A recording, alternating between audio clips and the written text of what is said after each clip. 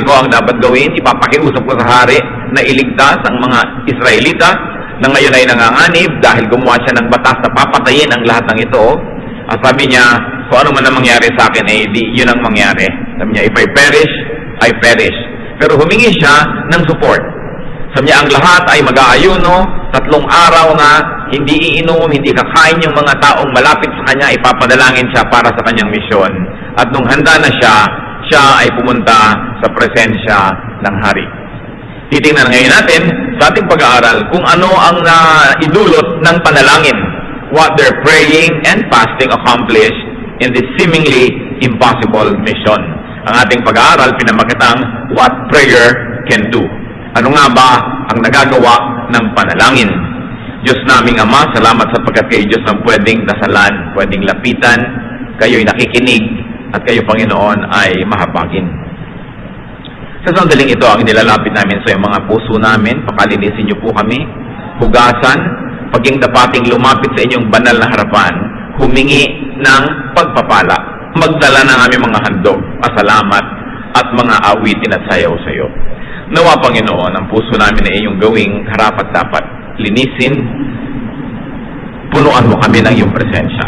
Enable us, O God, to see you so that we may come into your most holy presence and ask you for blessing. Teach us. Payapain niyo po ang aming puso, lahat man maaaring makagulo sa amin, Panginoon, na inyo pong pawiin. Turuan yung magbigay kami sa inyo ng atensyon na kayo walang kaagaw. Ang Diyos niyo ang aming tinirinig at tayo sa aming Panginoon, mapuno ng inyong presensya ang aming puso. Speak, O God. Teach us, correct us, empower us. We ask you, in the name of Jesus, your Son, our Lord. Esther 5:1-2. On the 3rd day, meaning of the fast, on the 3rd day, Esther put on her royal robes and stood in the inner court of the palace in front of the king's hall. The king was sitting in his royal throne in the hall, facing the entrance. When he saw Queen Esther standing in the court, he was pleased with her and held out to her the gold scepter that was in his hand. So Esther approached and touched the tip of the scepter. So noong hari ay nakaupo sa kanyang trono, receiving nobility, dispensing orders, busy with the affairs of the kingdom, ay nakita niya si Reyna Esther na nakatayo doon sa pintuan, nakatapat ng kanyang kinaupuan. At yung nakita niyang nakatayo doon ang Reyna na nagbihis ng kanyang pinakagagandang mga damit, ay kanyang pinalapit at iniabot niya yung kanyang hawak-hawak na setro at pinahawak niya sa dulo nun. Ibig sabihin, sa kapangahasan mo na lumapit sa akin, ay hindi ka mamamatay. So the scepter was extended to her and she touched the tip of the scepter. There was great suspense. This was life or death. Nakatayo ka doon, hindi kayo pinapatawag, pwedeng patayin ka agad. Hindi kailangan iutos ng hari na patayin ka, huwag lang niyang iabot yung kanyang hawak-hawak na symbol of his authority, yung scepter na yon, ay papatayin ka na agad. So Esther won the first base.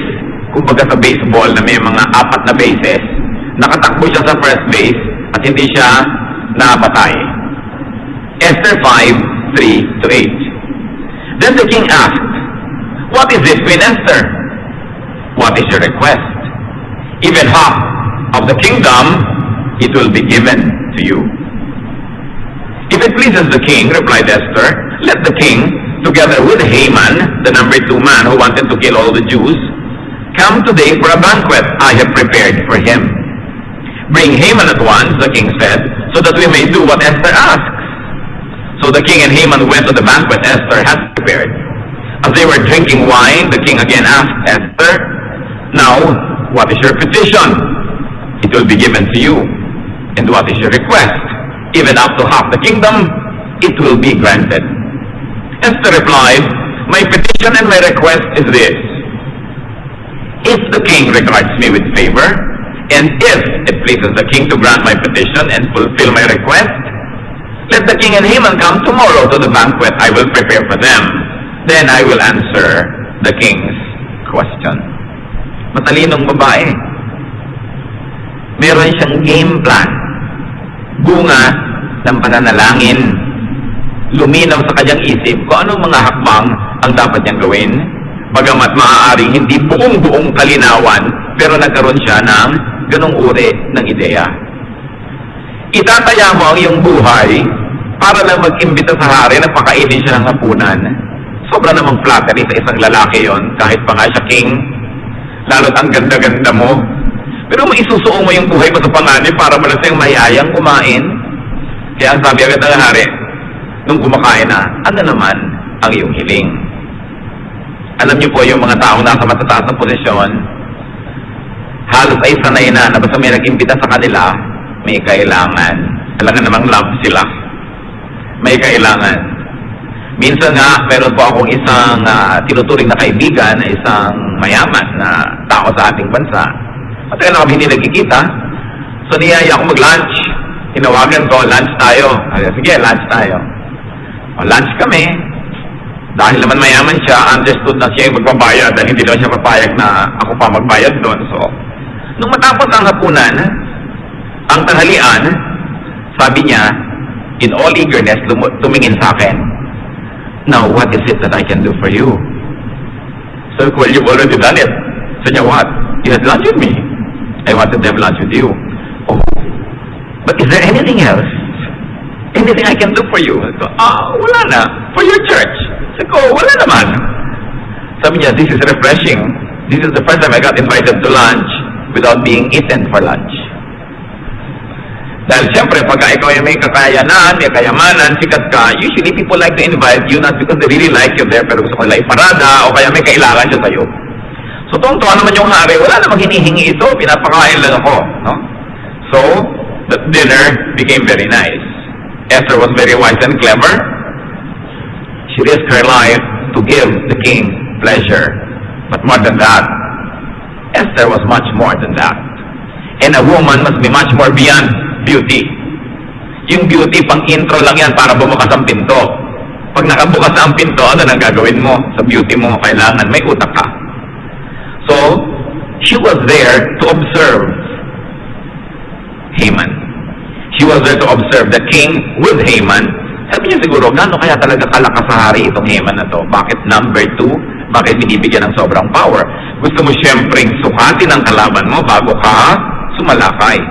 It was to position herself, and because she invited them and they committed to go to another dinner, she won second base.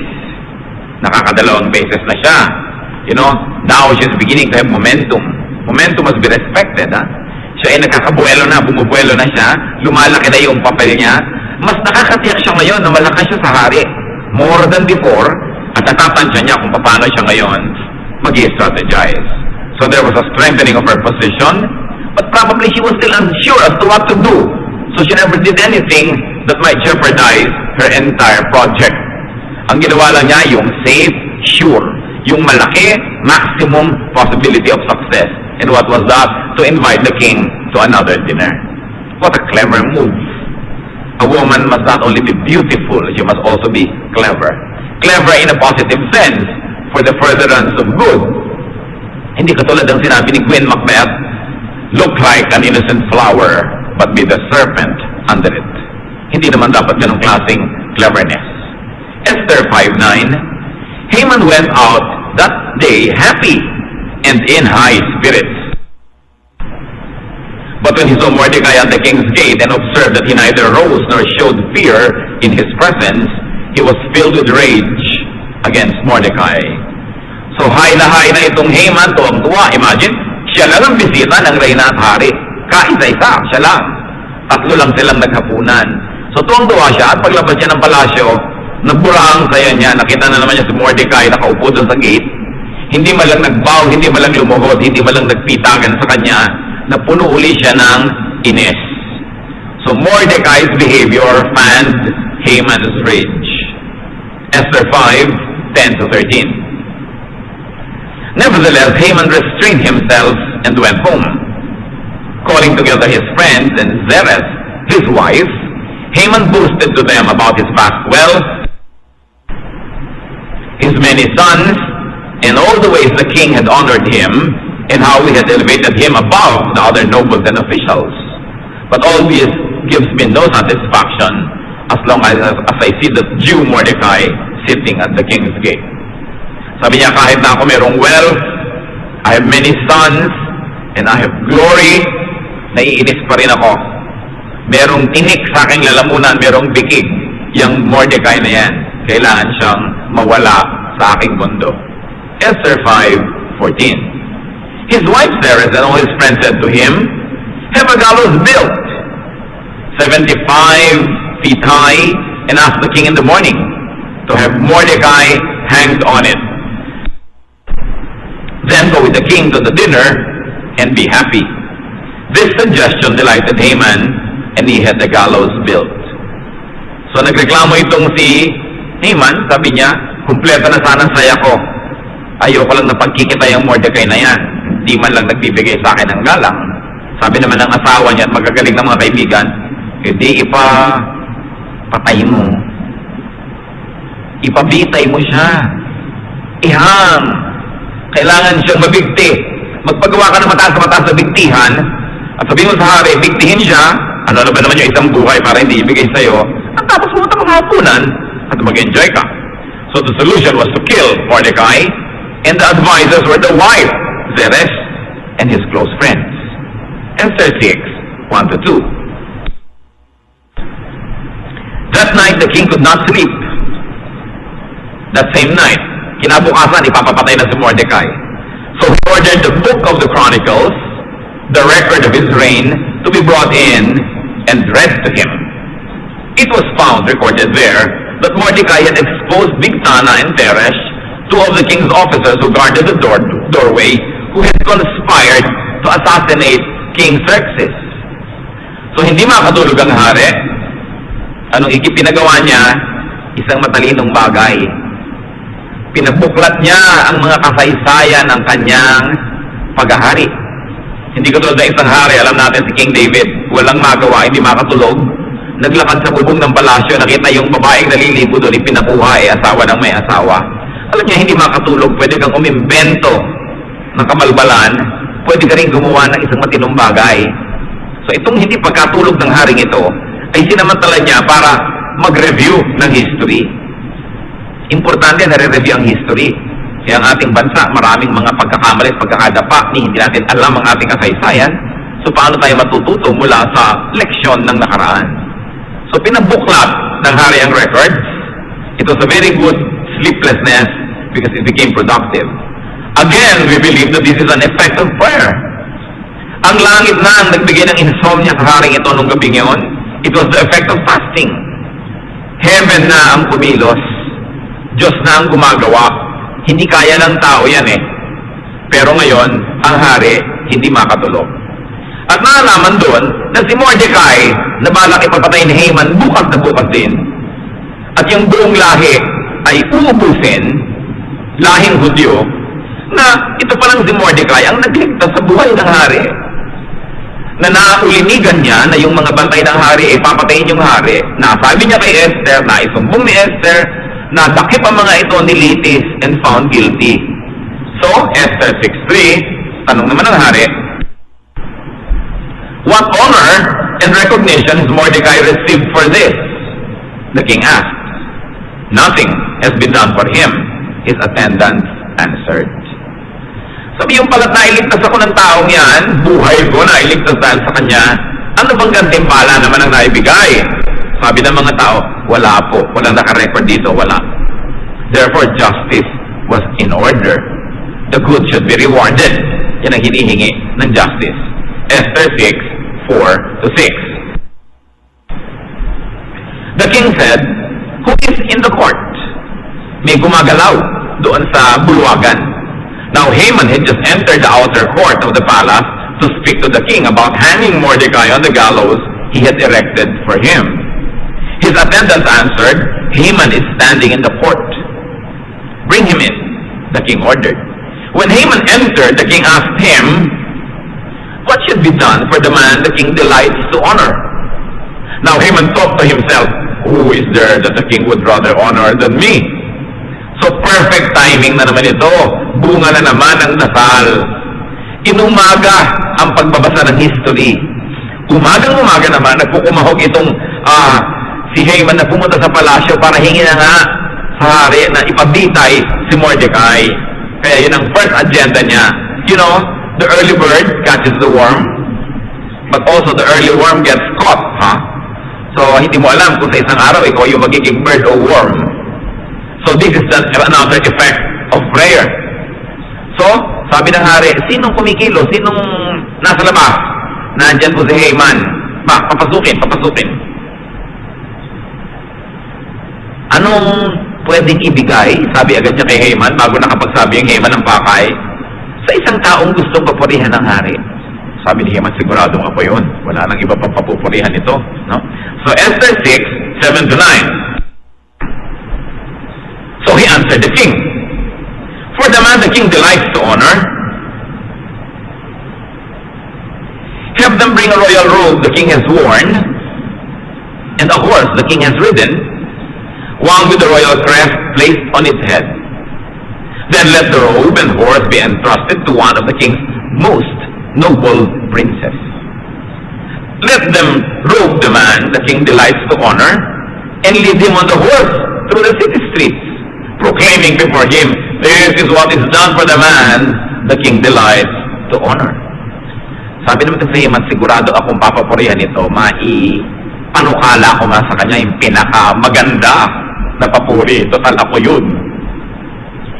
Eh yan pong naisuot nyo na marangya na damit, ipasuot nyo. Sabi ganoon sa kanya. Pasakayin nyo siya sa inyong kabayo na may korona. Yung mga kabayo ng hari kasi may korona rin yun sa ulo. At yung magaling at pinakamahusay at mataas na ranggo ninyong opisyal na nandyan, yun ang pagtakayin nyo sa kabayo. Ilakad ang kabayo sa buong bayan, at yung pinakamagaling yung opisyal, sabi ito ang pinapangaral ng hari, siya ang pinaparangalan ng hari. No? Haman thought of this for himself. Esther 6:10, go at once, the king commanded Haman, get the robe and the horse, and do just as you have suggested for Mordecai the Jew, who sits at the king's gate. Do not neglect anything that you have recommended. So, nabaligtad. Sabi, magandang ideya, oh. Dalian mo, ngayon din gawin mo, at wag mong kakalimutan bawat detalye, lahat dapat mong gawin mo yan kay Mordecai. Patay. Diba? Mordecai's position was greatly strengthened without him doing anything. But of course, he prayed and fasted, so that's not nothing. And Haman's position was greatly weakened. Lesson, mga kapatid, do not underestimate your opponent. Especially if your opponent is blessed by God. Do not mess with the Lord's anointed. Minsan nga, yung behavior ng anointed, less than perfect, imperfect nga, may mga mali. But God blesses whom He blesses.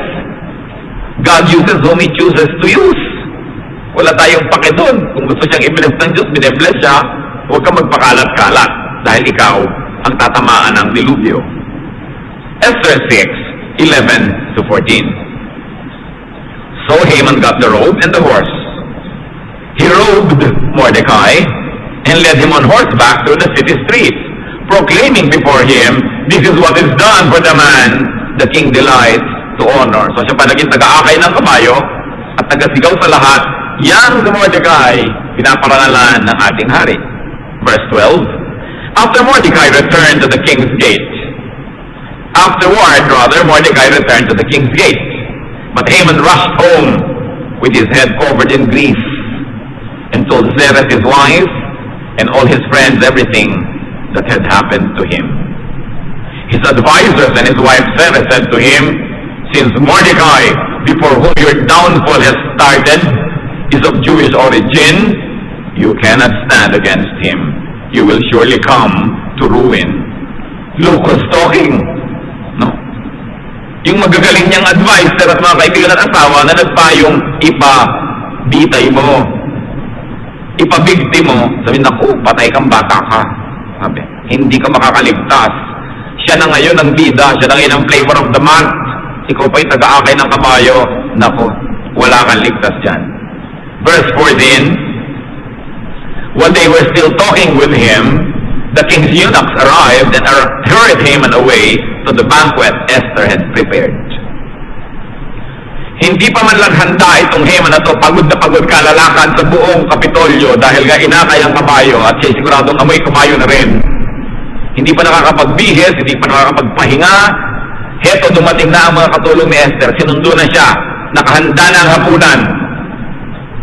Be careful about what you plan against others. Be careful about what you wish for others, even your enemies. Dahil baka tumalbog sa kanila at dumikit sa inyo. Kaya sabi ni Jesus, bless your enemies. Baka tumalbog din sa kanila, dumikit sa inyo, edi blessing yon. Kaya tinuturo sa Bible, don't curse anybody, dahil baka bumalik sa iyo yung curse mo. At ito, kitang-kita natin, tumalbog talaga at dumikit sa kanya. Esther 7, 1-4. So the king and Haman went to dine with Queen Esther, and as they were drinking wine on the second day, the king asked, Queen Esther, what is your petition? It will be given you. What is your request? Even up to half the kingdom, it will be granted. Then Queen Esther answered, if I have found favor with you, O king, and if it pleases your majesty, grant me my life. This is my petition, and spare my people. This is my request. For I and my people have been sold for destruction and slaughter and annihilation. If we had merely been sold as male and female slaves, I would have kept quiet, because no such distress would justify disturbing the king. Diplomacy at its best. Hindi siya nagpaparamdam, hindi siya nag-uungkat ng kanyang agenda. Yung hari ang nagtanong, o 2 beses mo na kami pinapakain, nakakatuwa ka naman, ano ba yung request mo? Hay, kahit kalahati ng kaharian, bibigay ko sa iyo. No? Sabi niya, hindi po kalahati, isang ulo lang ang kailangan ko dito. Madaling maibibigay. At sabi niya, kung inyo po ikalulugod, kung inyong mamarapatin, ay iligtas niyo po sana ang buhay ko. Ano na ba naman yung buhay ng isang babaeng napakaganda? It's very clever. Dahil pag iniligtas mo si Esther, kailangan iligtas mo ang buong kahudyuhan sapagkat yung decree was against the entire race. Wala dapat exemption. So pag niligtas mo yung isa, ililigtas mo lahat. Parang pag may pinakasalan kang isa, ariin mo na pinakasalan mo yung buong angkan. Kaya kung kayo may kaya, tapos meron kang nobyo o nobyang mahirap pa sa daga, ayaw na magulang mo. No? Kasi alam na magulang mo, kakahinatnan mo, pag-aaralin mo lahat ng kapatid niyan, papagamot mo lahat ng magulang niyan, mga tiyo-tiya, tutubusin mo yung mga sangla nila, damay ka na, dahil buong lahi yan. So si Esther, yung sarili lang niya yung pain, ililigtas niyo po ang aking buhay, pero pag isinali siya, lahat ng kadugo niya, makakasama niya. Very polite, parang Tagalog, no? Kahit sa airport, no? Mangyari po lamang na kayo ay pumasok na sa lagusan. Mangyari po lamang, hindi siya sabing, pumasok na kayo. Diba? Mangyari po lamang kung inyong loloobin. Very, very polite language. And it was very diplomatic. So, nasabi na niya ang gustong sabihin, no? Sabi niya, kung kami lamang po nawa ay aalilain, aalipinin, kakabawain, tatanggapin namin ng buong tahimik. Dahil yan ay hindi sapat para kayo guluhin. Kaya lang, yaman din lang mga nagtatanong kayo at pinipilit niyo ako kung pwede sana iligtas niyo ang aking buhay. So, the king had been asking for Esther's request. He was already very conditioned to grant it. Meanwhile, Mordecai had already been strengthened and glorified. Dumadali yung request, and Haman had already been greatly weakened. Esther's strategy was working. Again, result of prayer. Nag-pray kasi sila 3 araw na nanalangin.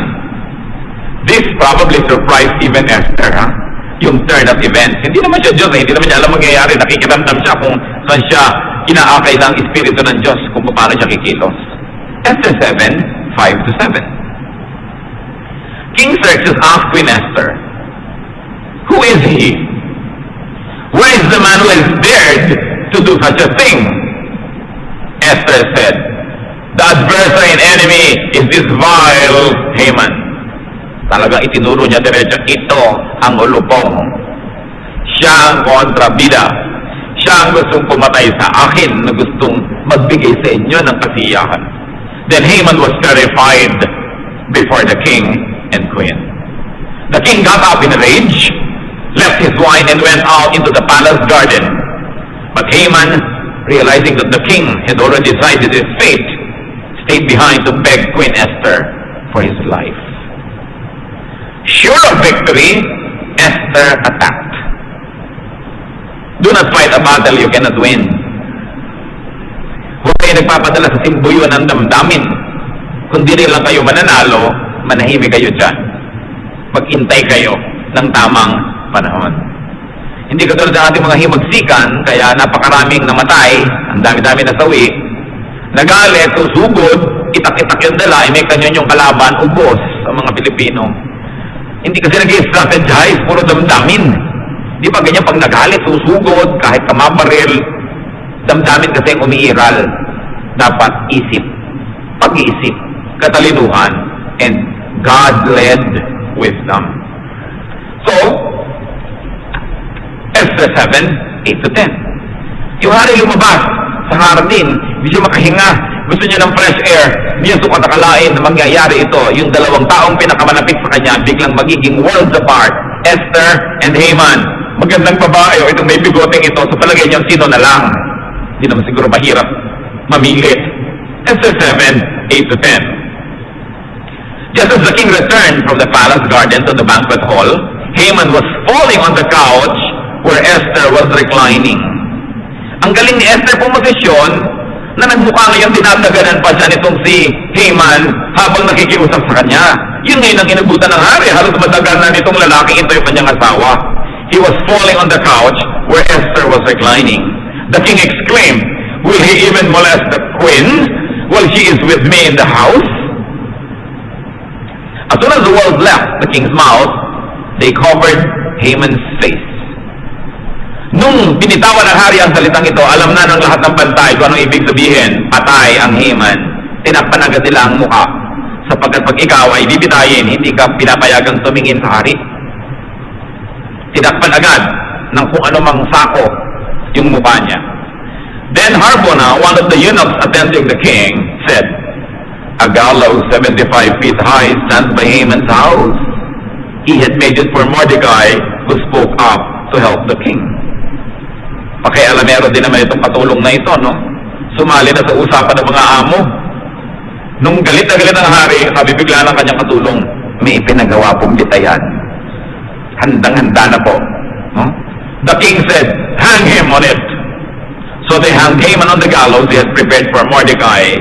Then the king's fury subsided. You know, Haman got clumsy. Nakadagdag sa kanyang pagkatalo dito, he was very tired. And he got afraid, he was confused, he was unprepared. Esther was prepared.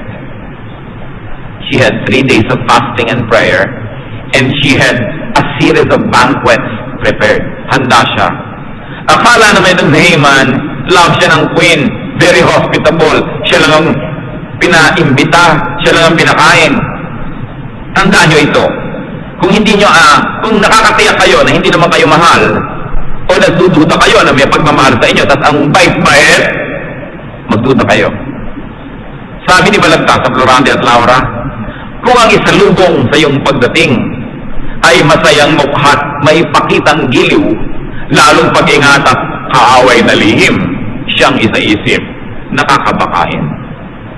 So pag sobrang sweet sa'yo, naku, gusto ka lang yan, 1, 2, 3.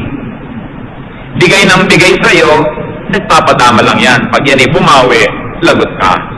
Sabi, pag sobrang nice, sobrang pleasant, no? Magduda ka. Meron lang yan na inililihim, aatake din yan.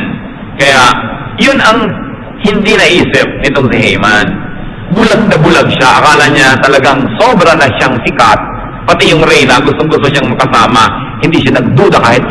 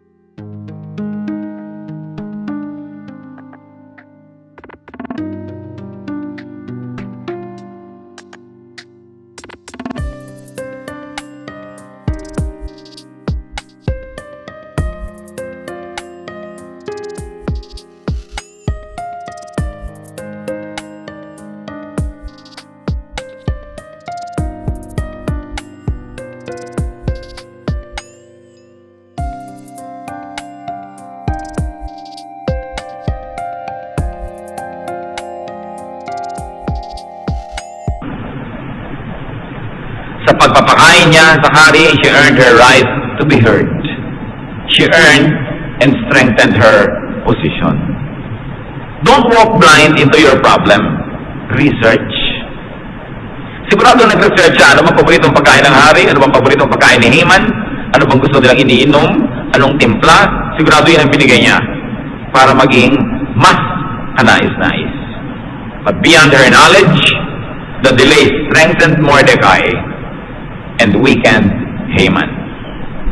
Godly timing is very important. Huwag kayo nagmamadali sa paglutas ng problema kung hindi malinaw sa inyo kung anong solusyon. Ang naglalakad ng matulin kung matinik ay malalim.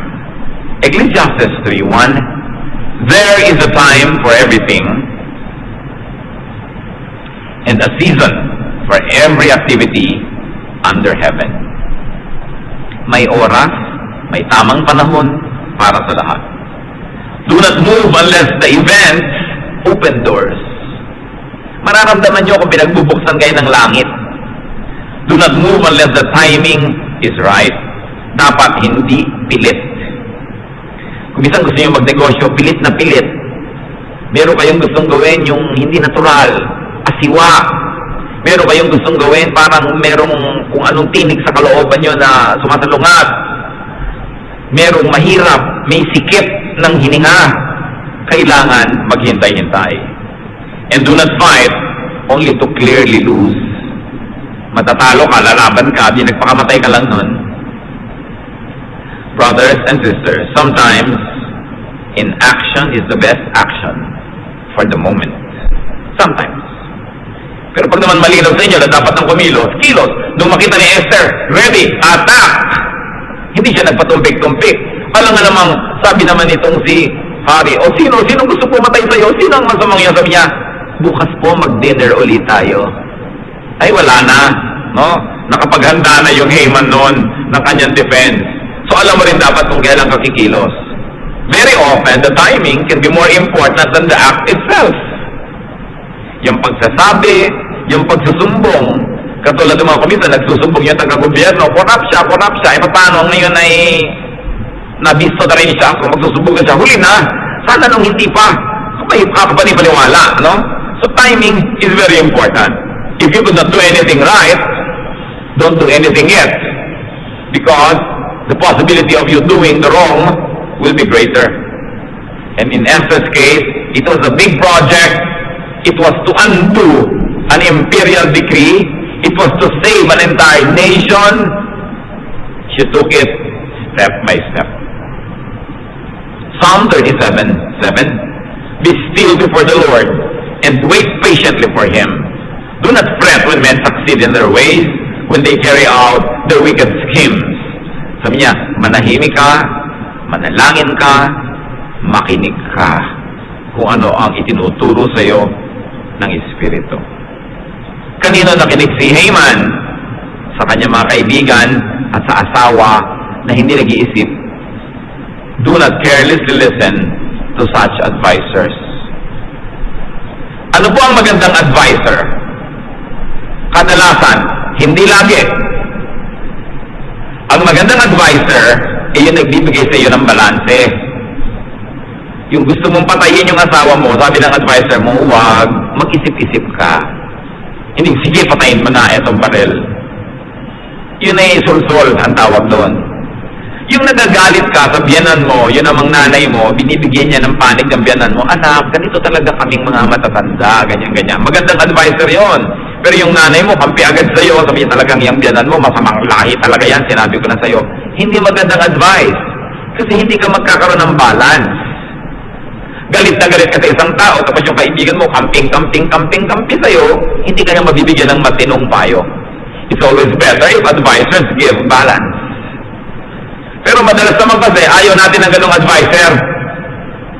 Kasi hindi naman talaga advice ang gusto natin. Ang gusto natin, kakampi. Kaya nagagalit ka sa advisor mo. Kampi kaya ka sa kalaban ko, aawayin mo na ngayon si advisor mo. Pagka gano'n, ibig sabihin, hindi advice ang kailangan mo. Kailangan mo lang ng kakampi. Sabi nila sa Laguna, kasagpi ang gusto mo. Kailangan mo lang ng sulsol, ng cheering squad. Pero ang magandang advice, yung sumasalungat lang.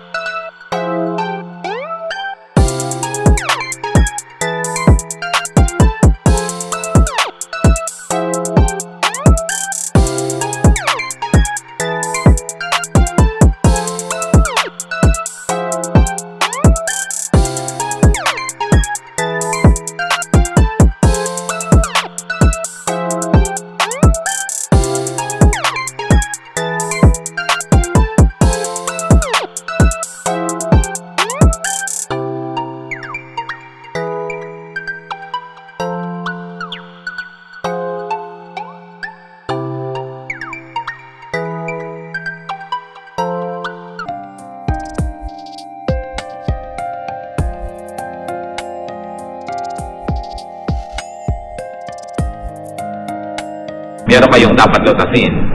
Huwag magpadalos-dalos. Manalangin, kumuha ng prayerful support of other people, at hintayin ang pagkilos ng Diyos. Step by step, ituturo yan ng Espiritu. Ang mahalaga naman tayo, sensitibong nakikinig. At hindi natin ipagpipilitan nating kagustuhan kung malinaw na ito ang inuudyok sa iyo ng Espiritu ng Diyos. Yung kabilang grupo naman, huwag laging nakikinig agad sa mga payo na gusto mong marinig. Siyempre may lesson din yan para doon sa hari. Ang dali-dali naman yung pumirma ng batas na itinraft itong si Haman. Lalo't makapangyarihan ka, binabantayan mo kung sino nakakabulong sa iyong tenga kasi imamanipulate ka nila. Yung hindi nila hawak na kapangyarihan sa kanilang kamay, sa iyo nila kukunin, pakikilusin ka nila para sa kanilang kagustuhan.